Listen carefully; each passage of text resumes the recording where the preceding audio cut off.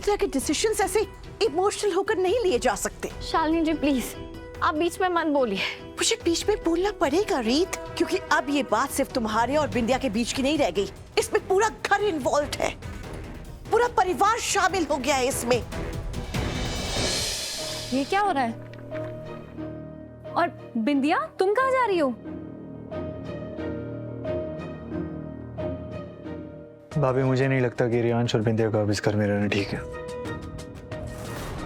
तो मैंने बिंदिया और रियांश के रहने का इंतजाम कहीं और कर दिया।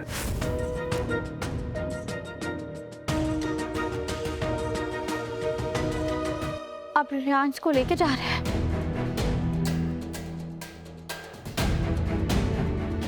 अरे सबके लिए यही सही होगा। चल। नहीं नहीं नहीं नहीं, विद्या प्लीज प्लीज रियांश को मत लेके जाओ। राघव, आप रियांश को ऐसे नहीं ले जा सकते। शीत, मुझे इस बात पे कोई आर्गुमेंट नहीं करनी। रियांश और बिंदिया इस घर में नहीं रह सकते, ये मेरा आखिरी फैसला है।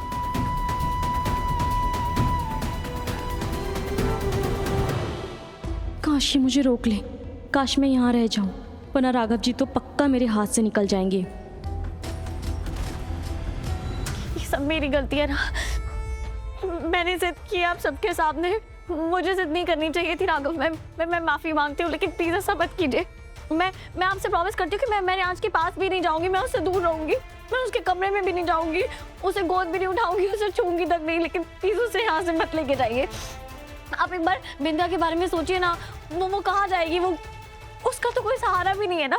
रियांश के पापा ही खुद उसे मंदिर में छोड़ आए थे, तो वो उनसे तो हेल्प ले नहीं सकती। हमने उसे यहाँ सहारा दिया था, अब हम उसे उसका सहारा कैसे जीत सकते हैं? वो इतने छोटे से बच्चे को लेके कहाँ भटके। राघव प्लीज ऐसा मत कीजिए, प्लीज प्लीज। राघव जी, अब रीत जी कितनी परेशान है, मैं इनको एक और मौका देना चाहती हूँ। आखिर मैं भी एक माँ हूँ, माँ का दर्द बहुत अच्छे से समझ सकती हूँ। और जब वो कह रही हैं कि उनकी गलती है, वो आइंदा से रियांश को अपना बेटा नहीं बोलेंगी, तो प्लीज माफ कर दीजिए ना, मैं यहाँ रह जाती हूँ।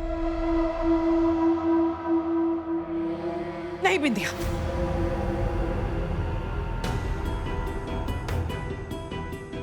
इस तरह के डिसीजंस ऐसे इमोशनल होकर नहीं लिए जा सकते। शालिनी जी प्लीज, आप बीच में मत बोलिए। मुझे बीच में बोलना पड़ेगा रीत, क्योंकि अब ये बात सिर्फ तुम्हारे और बिंदिया के बीच की नहीं रह गई। इसमें पूरा घर इन्वॉल्व है, पूरा परिवार शामिल हो गया है इसमें। कल इस घर में क्या नहीं हुआ? पुलिस स्टेशन, डीएनए रिकॉर्ड्स, बच्चे को लेकर खींचातानी, बिंदिया का रोना धोना, तुम्हारा टूटना, ये वीरेन का गुस्सा, पूनम की ममता, एंड पीहू बेबी। क्या किसी ने पीहू बेबी के बारे में सोचा है? इस पर क्या बीत रही होगी? रोज रोज घर में लड़ाई झगड़े होते हैं, क्या सोचती होगी? रोज अपनी कूल चाची को रोते हुए देखती है, बिंदिया आंटी को घर में डरा डरा घूमते हुए देखती है। इसी तरह के टॉक्सिक माहौल से बचाने के लिए हमने पीहू बेबी को अडॉप्ट किया था ना, इस घर में लेकर आए थे। और अब हमारे घर में बिल्कुल ऐसा ही टॉक्सिक माहौल हो गया है। ये रियांश की वजह से हम पीहू बेबी का बचपन बर्बाद कर देंगे।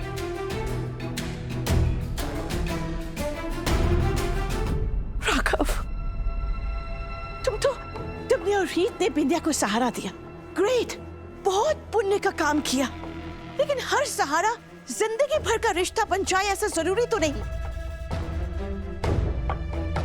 जरूरत पड़ने पर उस रिश्ते से अपने आप को अलग भी कर लेना होता है। यस,